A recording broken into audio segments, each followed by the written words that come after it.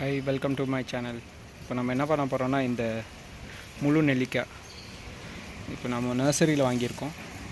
இதில் பார்த்தீங்கன்னா உங்களுக்கே தெரியும், இதில் ஒரு பூ இருக்குது பார்த்தீங்களா? இந்த சைஸில் நம்ம வாங்கியிருக்கோம். சின்ன பை தான், இந்த பையில் வாங்கியிருக்கோம்.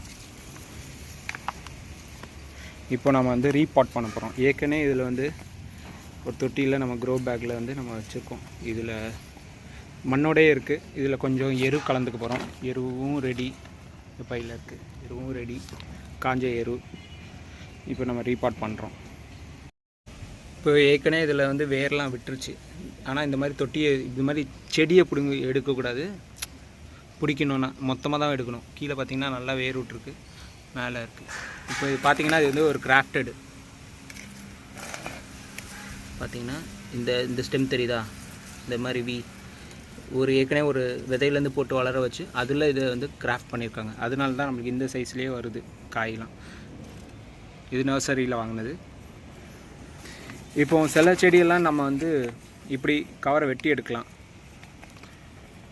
கவரை வெட்டி எடுக்க முடியல, ரொம்ப நிறைய வேர் இருக்குது அப்படின்னா, இந்த அடியில் அப்படியே நீட்டாக வெட்டி எடுத்துக்கலாம். அடியை மட்டும் கிளியர் பண்ணிட்டோம்னா, அந்த தரையிலலாம் வைக்கிறப்போ அது மாதிரி வச்சுக்கலாம். வைக்கிறனால என்ன அட்வான்டேஜ்னால், அந்த வேர் வந்து அடிப்படாமல் அப்படியே வரும்.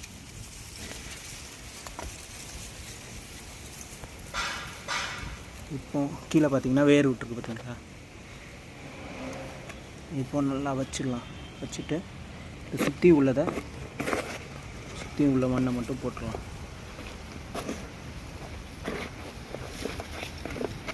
கொஞ்சம் லூஸாக இருக்கும். அதே மாதிரி வைக்கும்போது இந்த மரம் வந்து ஓரளவுக்கு நடுவில் வைங்க.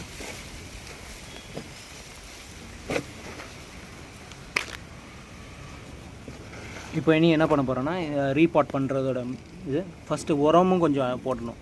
இப்போ இது மேலே உரத்தை போட்டுட்டு இதுலேருந்து எடுத்த மண் எல்லாத்தையும் போட்டு முடிச்சிடலாம். இவ்வளவும் காஞ்ச எரு இவ்வளோ போட்டாச்சு. இப்போ இனி வந்து மண் போட்டுற வேண்டியதான். இதே தொட்டியிலேருந்து எடுத்த மண் தான் இது. நம்மளுக்கு அந்த செடியில் இருக்க மண்ணே ஜாஸ்தி இருக்கும். அதனால் இதுவே டார்க்காக இருக்குது பாருங்கள்.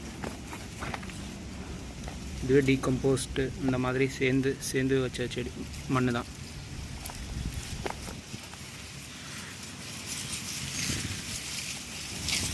அவ்வளோதாங்க, ரீபாட் பண்ணியாச்சு. இது ஒரு நர்சரியிலேருந்து வாங்கிட்டு வந்தேன் பூவோடு இருக்கிற முழு நெல்லிக்காய் செடி. தேங்க்ஸ் ஃபார் வாட்சிங்.